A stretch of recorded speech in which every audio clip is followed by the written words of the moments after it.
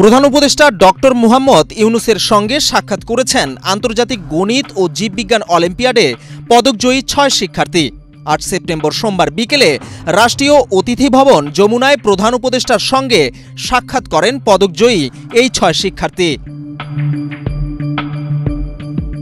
তারা হলেন ৩৬তম আন্তর্জাতিক জীববিজ্ঞান অলিম্পিয়াড ২০২৫-এ ব্রোঞ্জ পদক বিজয়ী সাউথ পয়েন্ট স্কুল অ্যান্ড কলেজের শিক্ষার্থী আরিজ আনাস, নটরডেম কলেজের শিক্ষার্থী হামিম রহমান ও মাস্টারমাইন্ড ইংলিশ মিডিয়াম স্কুল শিক্ষার্থী ফারাবিত বিন ফয়সাল এবং ৬৬তম আন্তর্জাতিক গণিত অলিম্পিয়াড ২০২৫-এ ব্রোঞ্জ পদক বিজয়ী চট্টগ্রাম বাকুলিয়া সরকারি কলেজ শিক্ষার্থী Jitendra Barua, ideal school and college শিক্ষার্থী জাওয়াত হামিম চৌধুরী, ময়মনসিংহ জেলা স্কুল শিক্ষার্থী তাহসিন খান।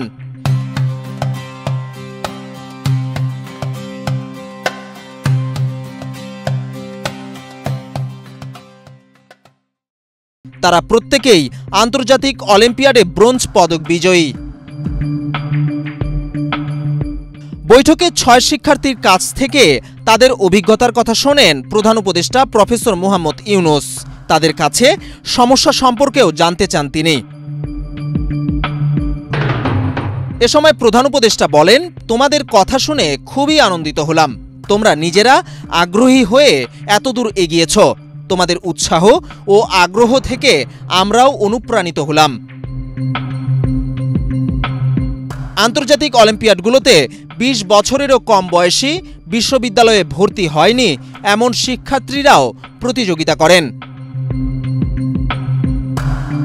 বৈঠকে উপস্থিত শিক্ষা উপদেষ্টা সিআর আবরার বলেন, ১১১ দেশের সঙ্গে প্রতিযোগিতা করে বাংলাদেশের একজন শিক্ষার্থী ম্যাথ অলিম্পিয়াডে গোল্ড পেয়েছে। এটা আমাদের জন্য গর্বের। অনেকেই গণিত, জীববিজ্ঞান সহ অন্যান্য বিষয়ে আন্তর্জাতিক লেভেলে প্রতিযোগিতা করে ব্রোঞ্জ জিতেছেন।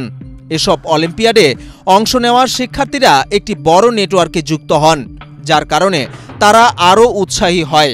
অনেকে শীর্ষস্থানীয় বিশ্ববিদ্যালয়ে স্কলারশিপ নিয়ে পড়তে যান।